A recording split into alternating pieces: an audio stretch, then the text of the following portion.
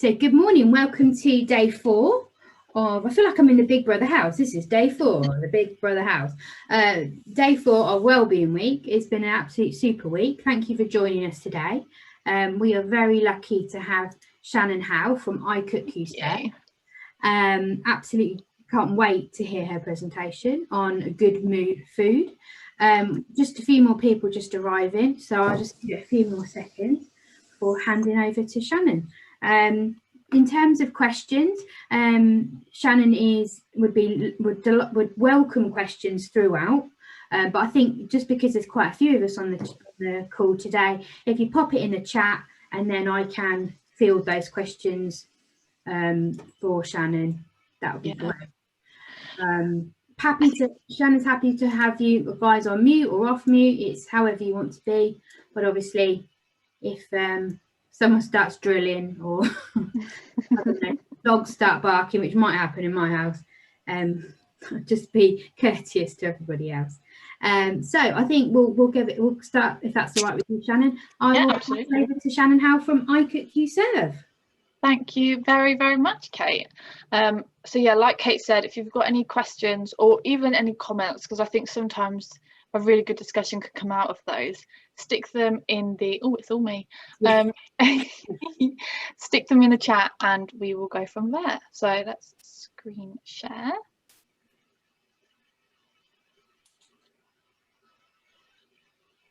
Yes, so Good Mood Food by Shannon Howe.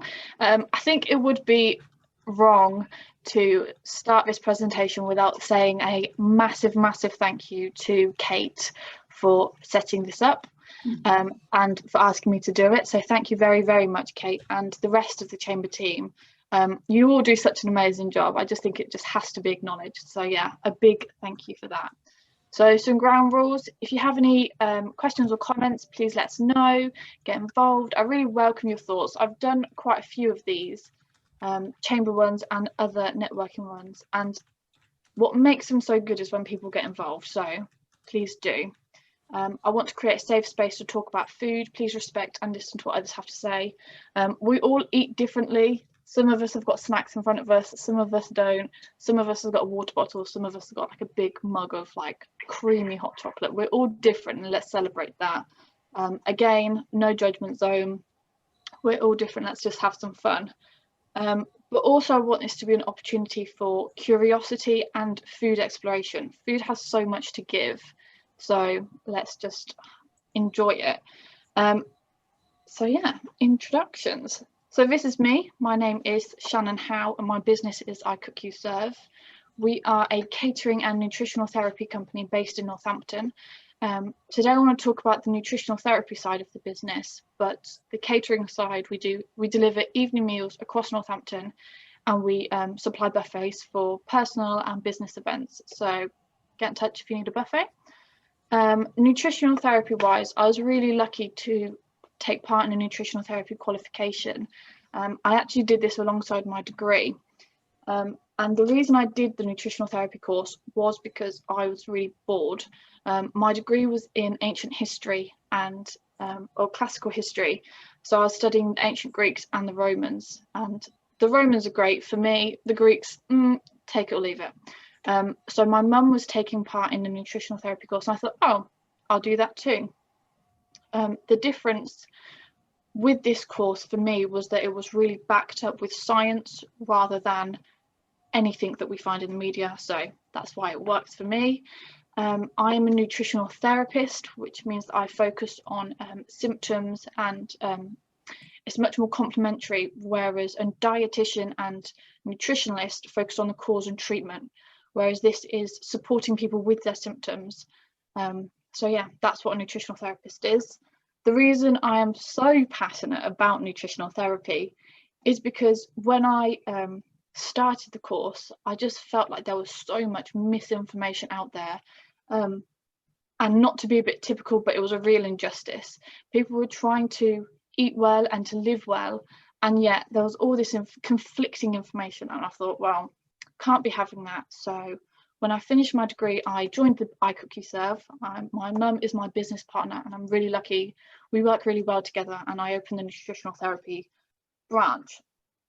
So Has anybody seen this before? This is the Eat Well plate. A few people nodding, brilliant. So this is a really basic guide of how we should put together our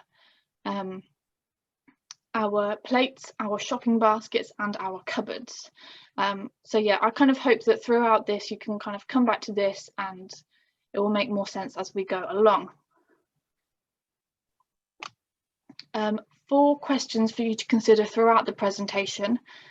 Can food actually affect your mood? Is that even a thing? What is your current attitude towards food, and what do we use food for? Which foods specifically have an impact, good and bad, and how can we improve our diet?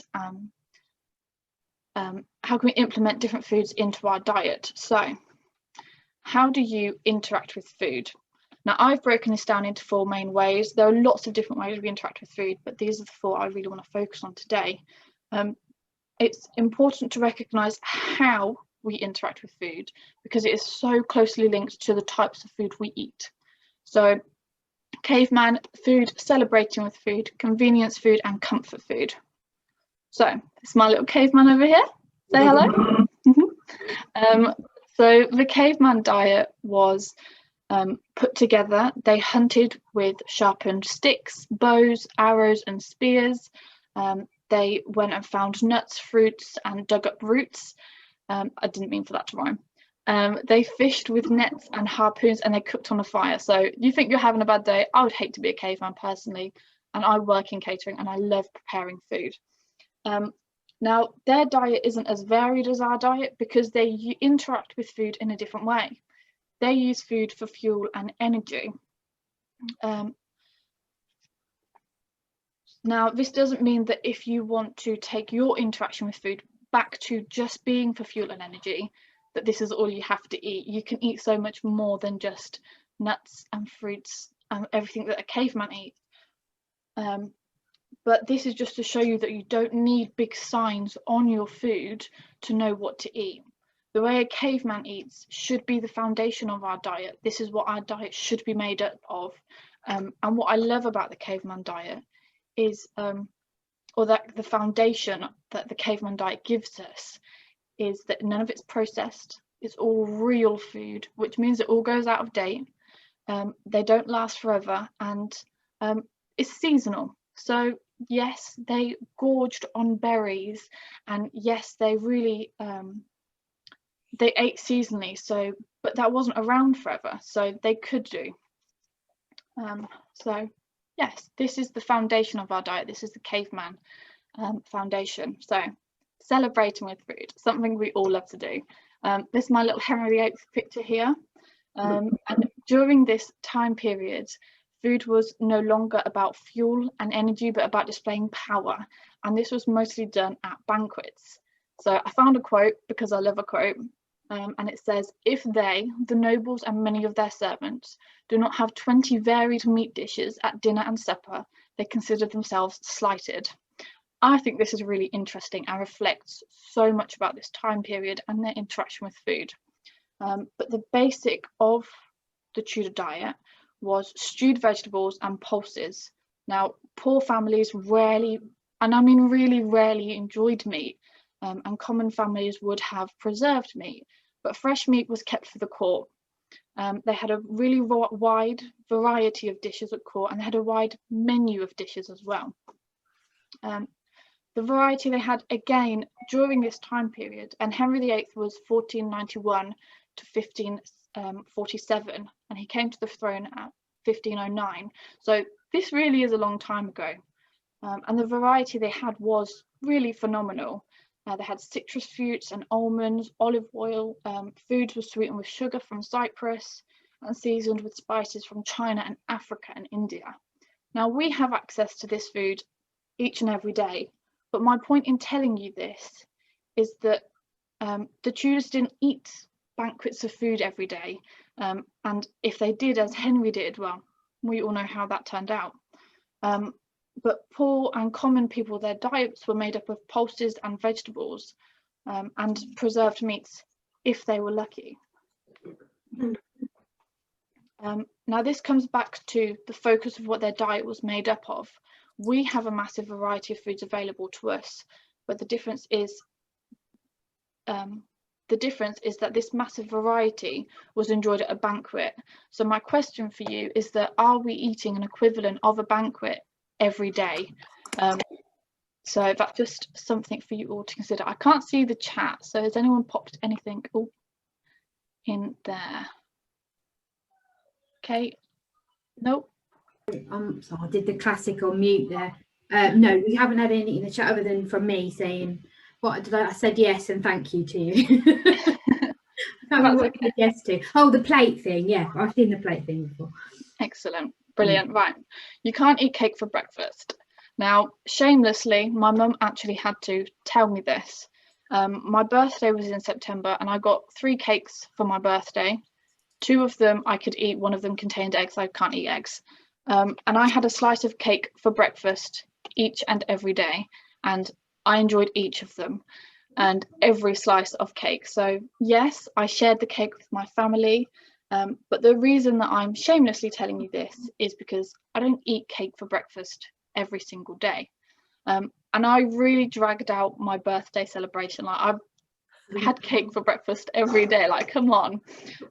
Now it's great to celebrate with food. I provide buffets for people at their workshops, which they love to do, and they're really celebrating with the knowledge that they're imparting. But also birthdays and anniversaries, like, food is such a brilliant thing that brings us all together. But it's really important to recognize that that really good feeling that we're celebrating is coming from what we're celebrating and not the food that we're eating. It's almost like gambling. When the fun stops.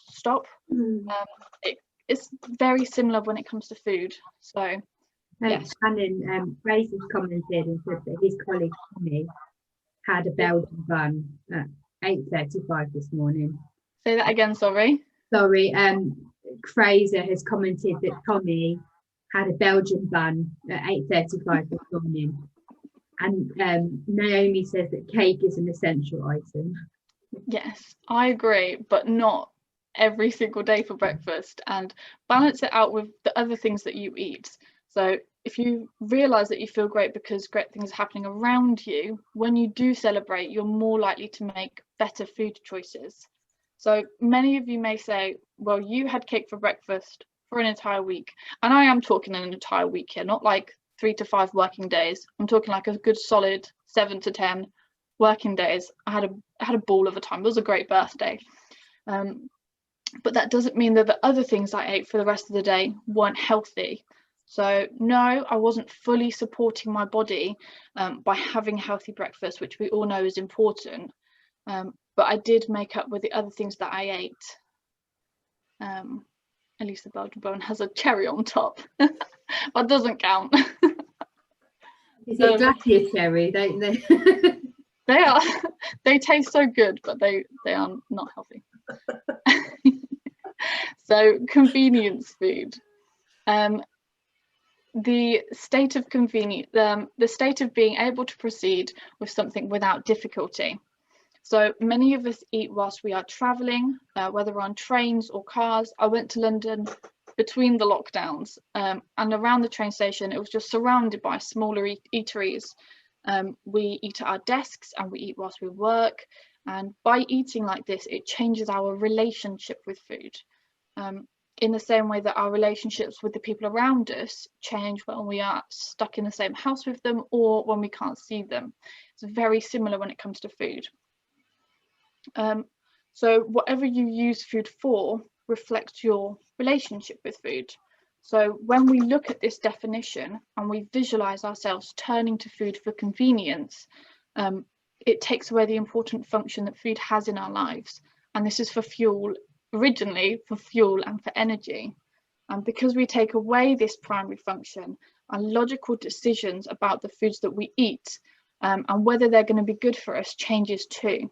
So some tips on managing food for convenience is know your diary, know yourself, what makes you snack, what makes you turn to food, and prepare for it. It sounds really simple, but actually how many of us actually prepare our food throughout the day? Shop with your head and not your stomach.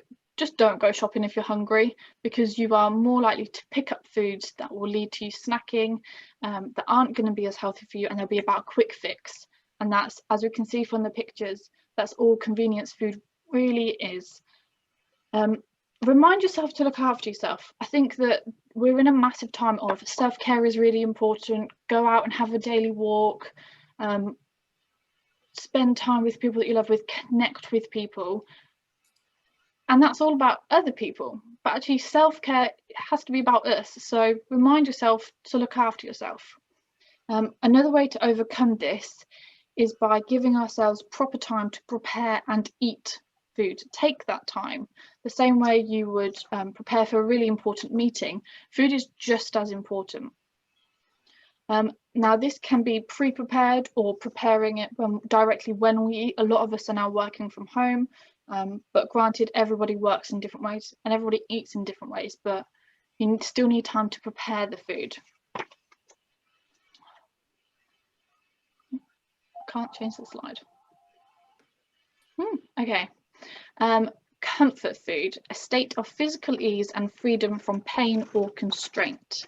I think that this definition is really interesting, because we know that the state of physical ease doesn't always mean mental ease, and that doesn't always mean long-term physical ease if we continue to eat the typical comfort foods that we all enjoy.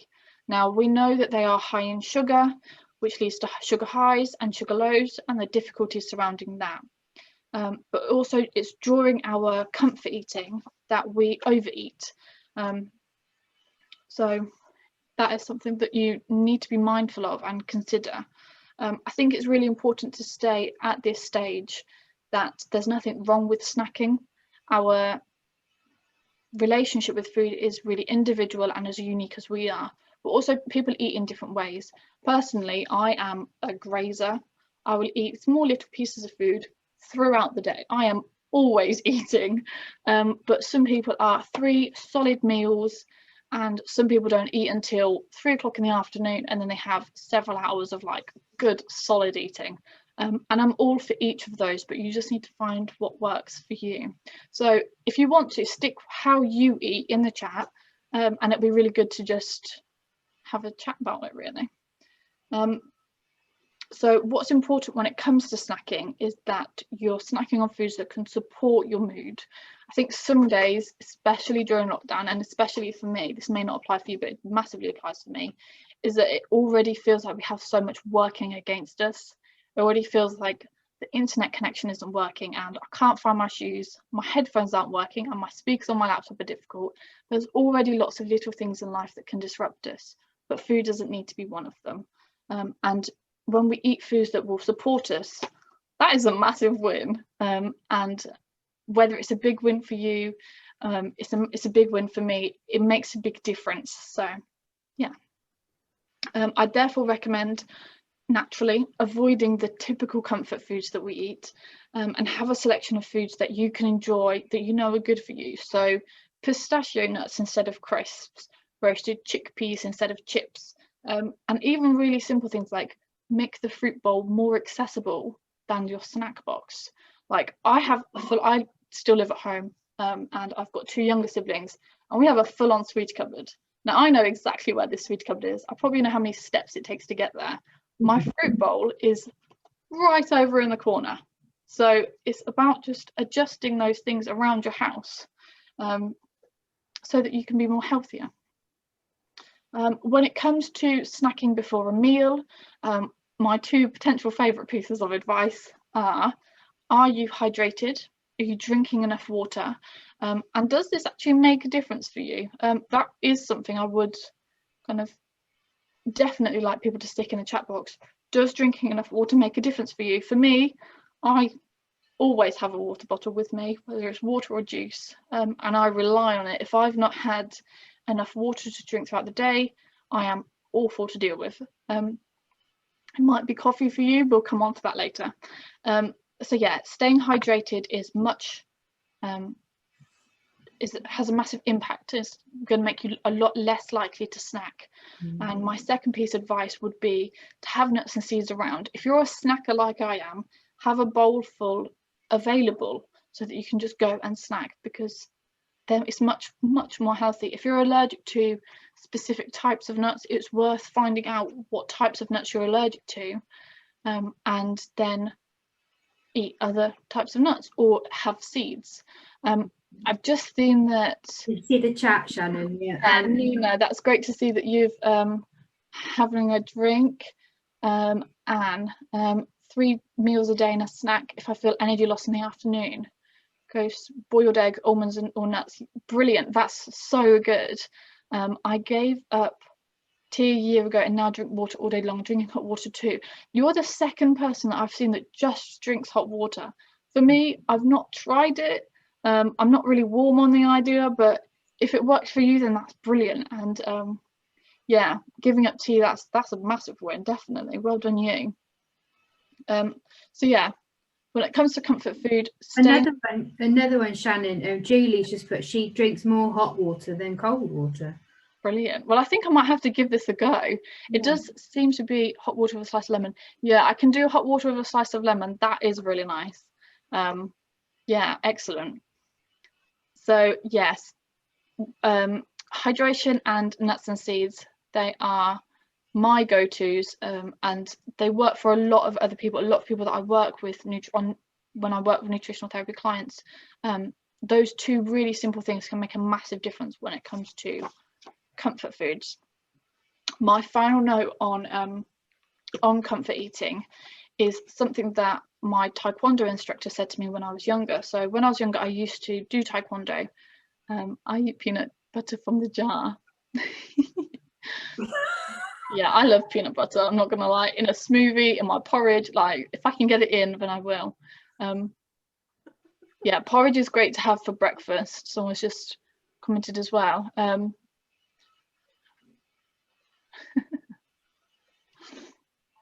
Someone's private messaged me. I'll come back to that later.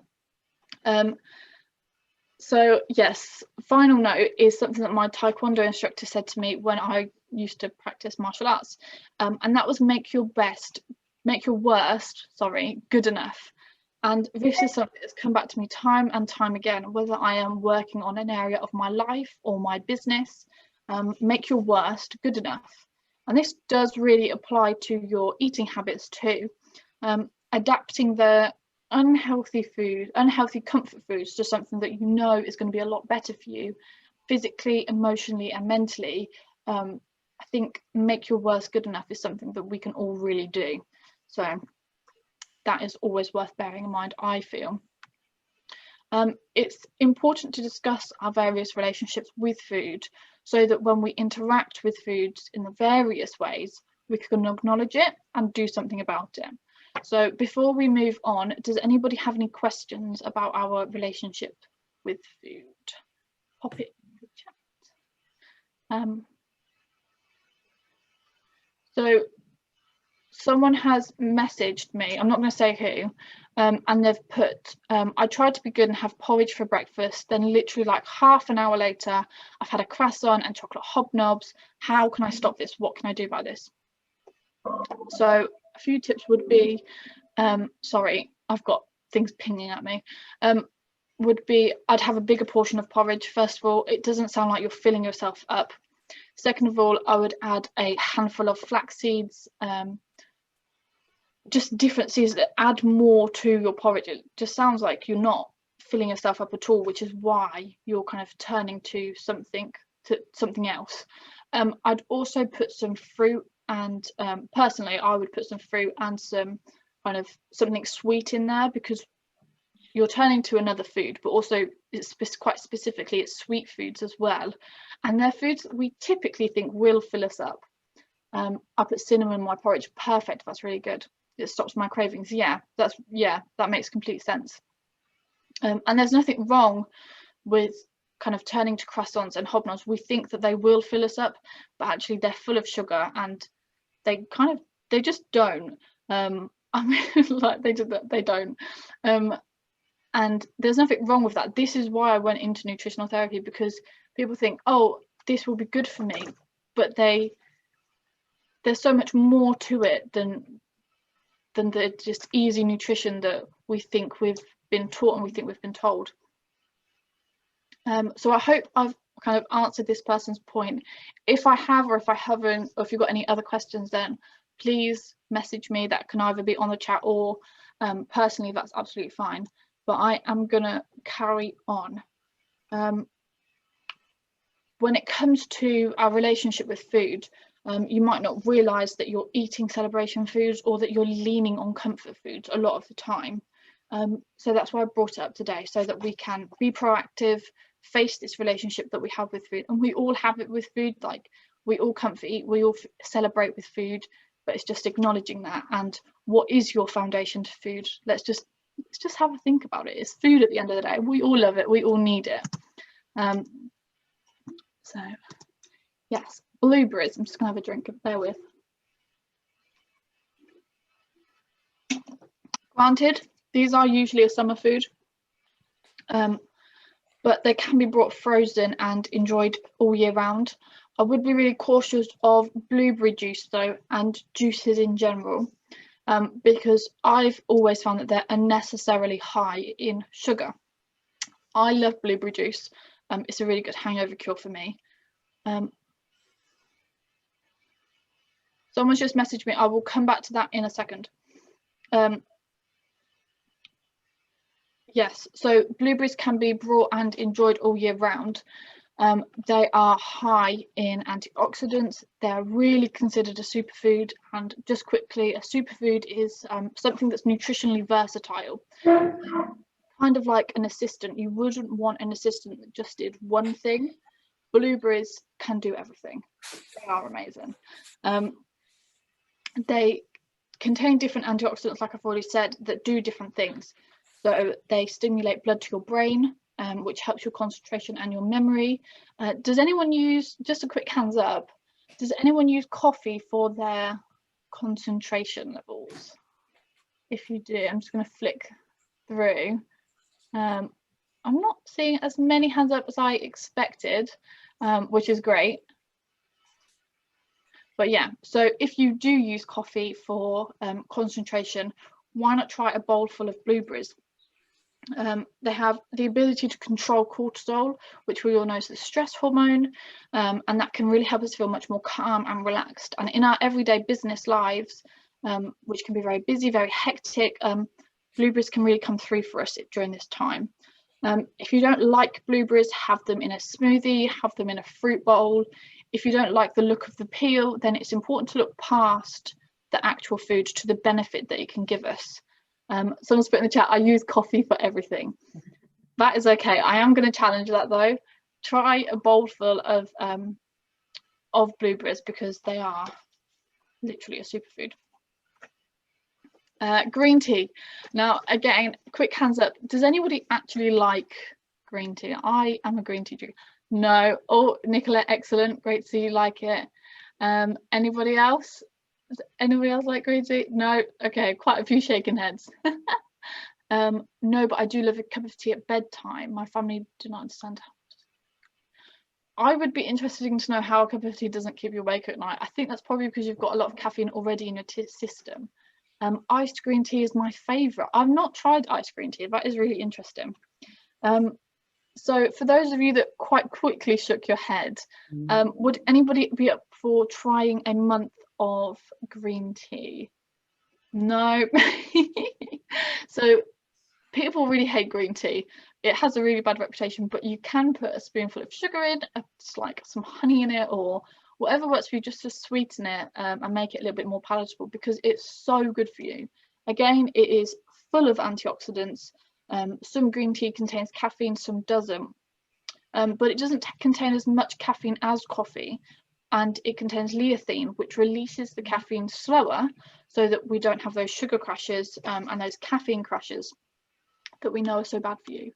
I like green tea if it has berries with, or that sounds interesting. I've not had it with berries in. I quite like green tea with lemon in though. It doesn't really make it sweeter, but it works for me. What's oolong? A disgusting cup of tea.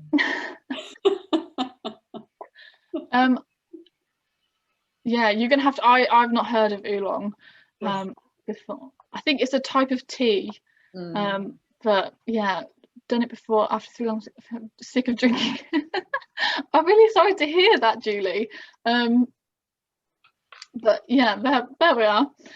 So moving on. Go on. What about these teas that you can get now that you know, different flavors? I think they're based on, a lot of them are based on a green tea, but they have something else with them. Like I've got some Twinings ones that are like called Glow or something. They've got, I don't know, strawberries and cucumbers and Nice. But so are they just as good as like a proper green, like a full-on green tea? Or if you have it, I mean, probably not as good, but is it better than? I would look at the packet. I think that's probably going to give you the most information. I used to love fruity teas, like fruit, not literally fruity teas, fruit tea, and berry teas. But then I read the packet and realised they were full of sugar, and this was really soul destroying for me because I really enjoyed them. So it depends make to make, and yeah, check the packet, see what the ingredients are.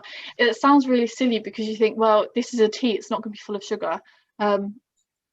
It's just not always the case. So yeah, I'd be interested to see kind of, I'd be interesting to see like how that works out for you, Kate, and whether that is full of sugar or not. It probably is. It's worth finding out though, because there's nothing wrong with having sugar. Like, it's great to have sugar, but we just need to be aware of it. And that's what I kind of want to bring to the forefront today. But yeah, I'm really aware of time, so I'm going to carry on. Okay. Leafy greens. Now, these are the bane of my childhood plate, but they are full of really good things. So they contain antioxidants, carotenoids, and again are a superfood. They are full of magnesium, and magnesium is really something I want to bring your attention to today. Magnesium has a positive effect on your serotonin levels and boosts your mood. Now, magnesium is really something that's important if you've got anxiety and depression, and a deficiency in magnesium and zinc can lead to anxiety and depression. So it's really something that's important, especially around this time of year, but we'll come on to that later. Business wise, all of our leafy greens are full of B vitamins, which is proven to help our memory, brain health, and helps us focus.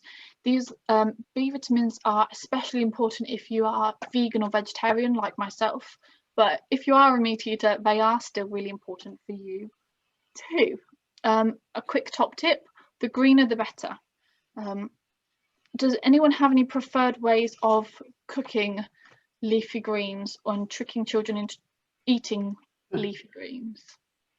The way my mum prepared them was that she put them in with other things and she just chopped them up really small. So I love lasagna. I think all of my childhood lasagna were just filled with leafy greens because I just wouldn't eat them if they're on their own. So pair things up. I use magnesium spray to combat my cramps and it works brilliant. Of course, yeah, magnesium is so good. Kale crisps, yeah, that's an absolute win. I'd also recommend, it's a bit weird, I'd also recommend leeks. If you roast some leeks with like some garlic, like add, as you can see from the picture, if you add a flavouring that you enjoy to your cooking, to your leafy greens, it really makes a difference. So I love garlic, and I had some roasted leeks with garlic, absolute game changer. I was literally munching on them for days. It was great. So pair it up with something you enjoy, but if this is something like tomato sauce, come on, we don't want to get rid of the benefits of the leafy greens, we want to fully benefit them. So if you're going to pair it up with something, kind of make it healthy as you can.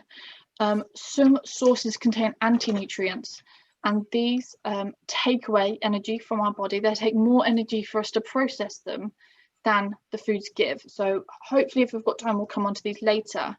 But it's really important to be considerate around this. My other favourite area of nutrition is hydration and water. So who knows how much water you're meant to drink per day? You can turn your cameras off, your microphones off. No? Okay. So we're meant to drink lots. Yeah, 2 litres, perfect, thank you. Yeah, 2 to 3 litres of water a day, and it does make a massive difference. We all know it's important, but just some quick fire reasons why we must continue drinking water is because it's full of water helps our brain function. It's great for our thought and memory process. Again, really important as business owners. It helps you think faster, be more focused. It gives us greater clarity and creativity. Now, we all have different areas of our business where we need to be creative, or we need to have a new idea. Staying hydrated is really important when it comes to that. Each of our brain functions and our body functions rely on water. Now, something that was really powerful when I read it was a 1.5% loss in our water volume within our bodies affects our energy levels, our mood, and our ability to think clearly. On top of this, our thirst sensations don't appear until we're 1 to 2% dehydrated. Now, this means that if you're dehydrated, the effects of that dehydration and the loss of water volume in your body, that's already taken effect. So that's why it's so important that we stay dehydrated, that we stay hydrated and look after ourselves. A bit of a visual image for some of us. I know we all learn in different ways. For me, I love the facts, but I'm quite a visual person as well. As you can see from the photo, very visual. Our brain is made up of 70 to 85% water. Now, a cucumber is made up of 95% water. So when we are dehydrated, literally see your brain as a dried or dehydrated cucumber. When you chop cucumber, leave it in the fridge and you come back to it, there's a little dry bit on the outside, and you always cut that bit off because you don't want to eat it. Well, don't do that to the brain. Keep drinking water and look after your brain. And when we're dehydrated, our cells feel this at a molecular level, and it communicates this to our subconscious as a subtle anxiety or threat to our survival. Now, this is a really good thing because it's inbuilt and it means that this will happen naturally. But if you're feeling anxious and you've got just that uncertainty and insecurity within you, it could simply be because you're dehydrated. So keep drinking water. Dark chocolate. Now, this is everyone's favourite bit usually. Smiles kind of cross people's faces, and a chat usually what other presentations I've done. I thought, oh, I love dark chocolate. I have a square of dark chocolate before I go to sleep every night. Good for you guys. I'm not going to ruin it, don't worry. Dark chocolate is full of magnesium, and I'm talking proper dark chocolate here. So the stuff that's full of cocoa and not cocoa. They're harvested differently. Dark chocolate has a positive effect on your serotonin levels and your endorphins. These are feel good. They bring up the positivity, but like we discussed earlier, check how much sugar is in there. Rich dark chocolate can sometimes be kind of not always very enjoyable, but can be a bit overbearing. So yes, dark chocolate has to be mentioned. Flax seeds. These are, again, an absolute superfood and contain so many good things. As a lot of things we've already discussed, they contain B vitamins, omega-3s and fibre. They aid mental clarity, weight loss, and yeah, just full of so many good things. How you get flax seeds into your diet can be from sticking them in any stir fries, any evening meals that you have, to putting them across a sprinkle across any sandwiches or your porridge, as we were talking about earlier, to across cereal. They're so flexible, they don't really taste of anything, and they're available from Waitrose to Aldi. Like, these are really accessible and they make a massive difference. So it's definitely worth buying a bag and including them into your diet. I've done presentations before solely on the benefits of flax seeds. They have so many, but we can't go into them now. Nuts. Both nuts and seeds are really good sources of antioxidants. Vitamin E, which is associated with less cognitive decline as you age, something I know I'm definitely really aware of as I get older. Do flax seeds need to be milled? Some flax seeds have already been milled and some flax seeds haven't. The ones that I buy have been already ground up because I find that they're easier to incorporate into my diet and my eating habits. They're rich in essential oils and amino acids, which are really good for our focus. So yeah, a real superfood. Caffeine. Now, we've already discussed who drinks caffeine. If you could stick in the chat how often you drink coffee. Is this like one a day? Is this one a day? Is this 2 or 3 coffees a day? How often do you have caffeine? As we're already aware, it's a stimulant. It helps keep us awake and alert. 2 to 3 cups a day, but I always stop by 1 p.m. Oh, you've beat me to it. This can lead to sugar crashes and jitteriness, anxiety, and it can disrupt sleep. 3 a day. Okay, this is a lot better than some of the other presentations I've done. Really brilliant. We know that caffeine is bad for us, so as 4 to 5 cups a day, that's still not awful. When I was at uni, I was on like 10 to 14 cups of coffee a day because I was just constantly needed to be awake, I needed to be focused, and I didn't think there's anything else I could rely on. I'm now on water. I drink coffee socially. Yeah, people think it's odd to drink hot water. I don't think it's odd. I think all power to you. Not being able to drink strong coffee, only lattes. Yeah, I'm a tea addict. Yeah, tea. When I was researching this, tea is also really high in caffeine. So my advice would be to have caffeine, enjoy it, but stop before kind of 2-3 p.m. so it doesn't affect your sleep. It's really important. Now, seasonal affective disorder. Does everybody know what this is? Just a quick, quite a few people nodding, that's fine. I feel like it would be really irresponsible to have a presentation on good mood food and not bring this up. So as you can see from the screen, these are directly from the NHS website. So if you search seasonal affective disorder or SAD and stick NHS next to it, this is what we'll come up with. A lot of people are affected by seasonal affective disorder. Some people realise it, some people don't, but it's so important to talk about. So what causes seasonal affective disorder? It's actually unknown, but a lot of people associate it with the lack of sunlight in winter and in autumn. Some people don't always realise it can kind of come into effect in autumn. And there are lots of different treatments for this, from talking treatments to light boxes, and when the light box thing sounds really silly, but actually it's really effective. The light boxes encourage the brain to reduce the production of melatonin, like the stress, and something that keeps you awake at night, and increases the production of serotonin, which will look after you and kind of keep all the good things going.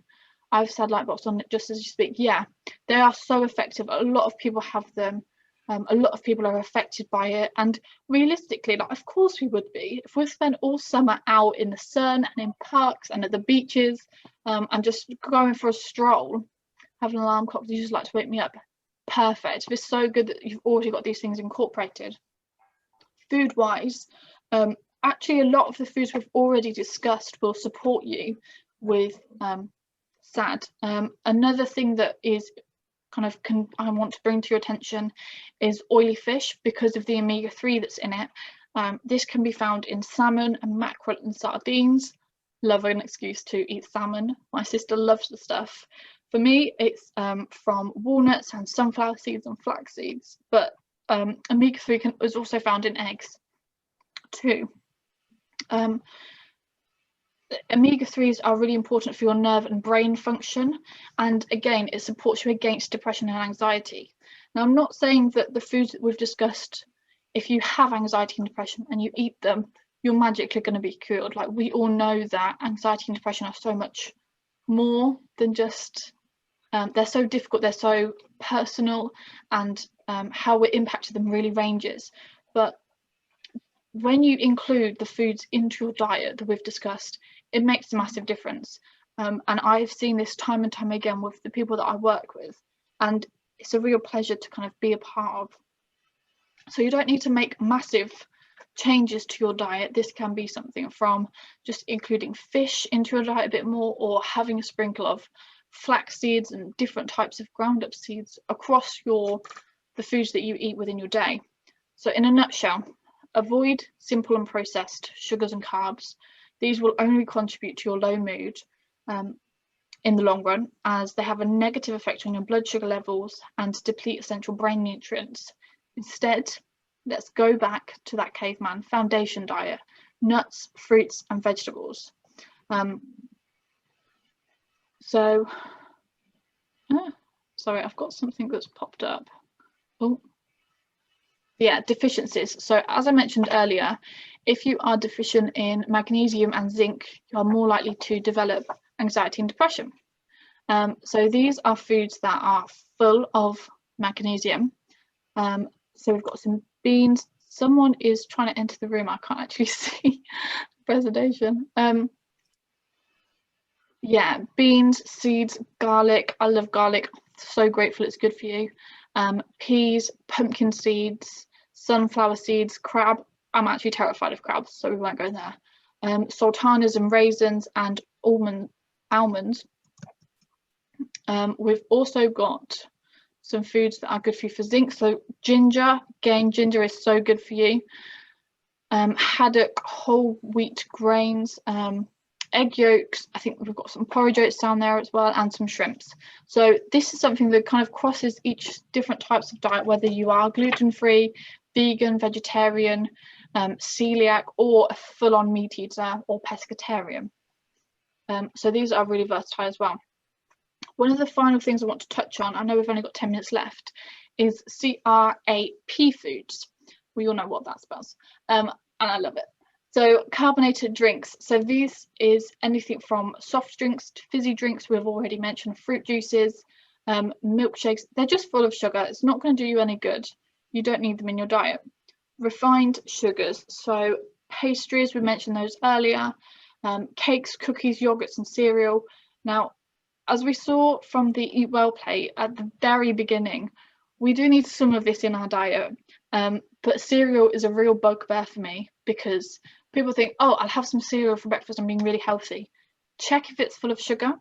Are you adding a fruit portion to it? Can you make it healthier? Artificial colours and flavourings, alcohol, sweets, candy, party foods, snacks, processed meats. Now this is processed meats and it does say ice cream. I recognise that. It's a typo, my bad. But this is processed foods as well. So sausages, hams, delis, smoked and cured meats. These are all empty calories, which mean your body needs more from, I'll try that again.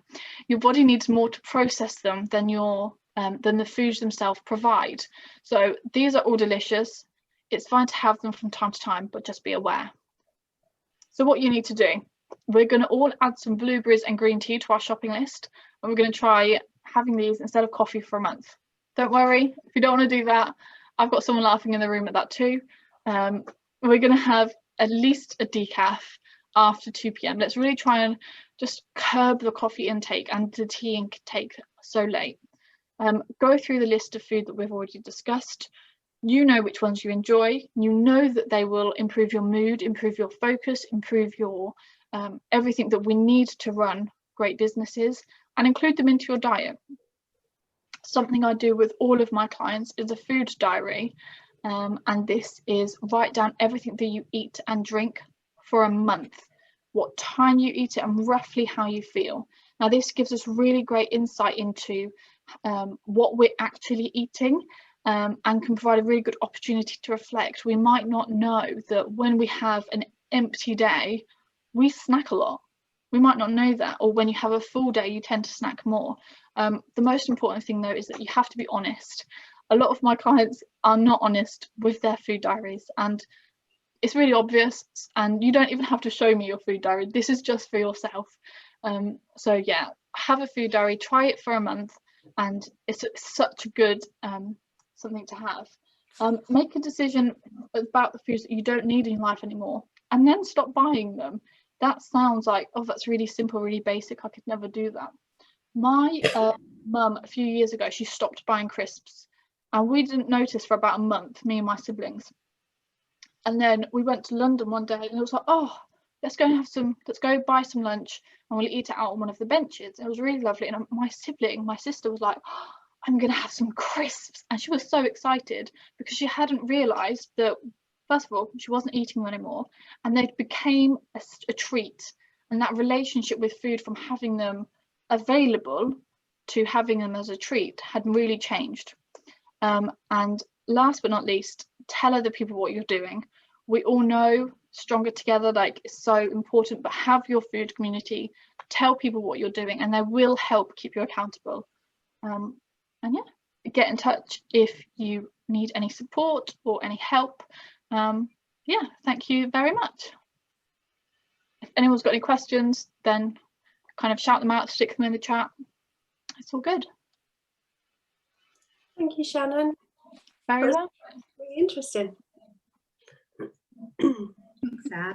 Oh, that's Shannon. That was brilliant. Thank you so much. I definitely need to watch this sort of every day. Pick up the bum that I need. I definitely do not drink enough, and literally, as you were saying about being dehydrated, I'm just feeling like, oh, I need to drink. So I'm going to run downstairs as soon as we finish and get a massive drink, because I'm terrible. That's okay. A lot of people are, and a lot of people just don't realize, which is why it sounds really silly. Oh, she's off again about hydration. Oh, she's off again about the benefits of nuts and flax seeds and different types of seeds. But everybody does it, and that's okay. So what's more important is that we discuss it and then we do something about it. What I really like about a lot of the clients that I work with is that they don't realize how much they're going to change and how much productivity that they're going to see within their eating habits. And it's all really positive, but it's all like, actually, you need to make these changes now. And then when they do, the benefits are very quick, but also it's all built into your habits. Like, I find it really, I take it quite personally, actually. I find it really disappointing when you see things and it's like, oh, if you do this for like 5 weeks, it's going to make a difference to you. No, it's not. We've all done that before. We've all done like the crash diets and the I'm really preaching now, I'm so sorry, but it's so important to have things that are ingrained into your habits rather than just, oh yeah, I tried it, it didn't work for me. Like, you wouldn't say that to a child if they couldn't walk. You would tell them to try again. Some of the kindest things that people have said to me is like, do you know what, go back, you can do it, keep trying, and make your worst good enough. It comes back again and again, and it is so important when it comes to food. So just thank you so much, everyone. No, thank you. Just finally, if you could take one thing to change from today. I mean, obviously you've given us so many different examples of what we can change and what the benefits of those are, but if it was just one thing to take away, what would you say that was? That's a really difficult question. I think it would be to work out what the foundation of your diet is. When I was at uni, I lived across the road from a Chinese, there was a Chinese below where I lived. I had an Indian across the road and a fish and chip shop on the other side. So I think it's really fair to say that the foundation of my diet whilst I was at uni was takeaways, and I enjoyed each and every one of them. But I don't eat like that anymore, because it's so important that the foundation of my diet is something that's actually going to support me, because you wouldn't want like your house foundations to be made up of like takeaway boxes. So why would you do the same with your diet? So yeah, I think find out what your foundation to your diet is, and do something really proactive and positive about it, and make it something that's going to support you, because it's so important to look after yourself. So yeah. Okay. Oh, Jane's put in the chat that she's going to drink decaf tea after 2 p.m. every day. I think I'm going to join you with that. We've been, my mum and dad have tried to give up caffeine, and obviously not been around so much recently, but if you do go around, you do get a decaf tea, and it doesn't really taste that much different, to be fair, and you're still getting that lovely warm drink. So maybe that's the thing that you yeah I'm going to do that. Excellent. Oh, we will. So we are recording the session. Hannah, you weren't unable. Fortunately, you joined late. We will be recording them, and they will be available. I will do my best. I've just had quite a lot of events on every day this week, so we will get them available to you, and we'll let you know where they are. So just bear with me, please. Thank you for your patience. So just a huge thank you to Shannon. Absolutely brilliant presentation. So much food for thought. There was a pun in there. Here a week. No, I have been here a week. It's true. And pleasure of seeing me twice tomorrow, because we've got day 5, or the final day of our Wellbeing week, and we have a talk from Dominic from HR Solutions, who was our sponsor. He's doing mental health in the workplace tomorrow. Very important that we learn about that. And then tomorrow afternoon, we finish our week with our Friday Wellbeing wind down. So we will be talking about all the little things that we all do in our everyday just to boost our mood, and how we can, share tips on that. That's the sort of thing, obviously with some networking thrown in, and we'll be joined by the lovely Sunny Singh as well. So that's going to be very good fun. Thank you so much for joining us today. Lovely to see you all again, and have a wonderful day. Take care. See you soon. Thank you. Thank you. Bye.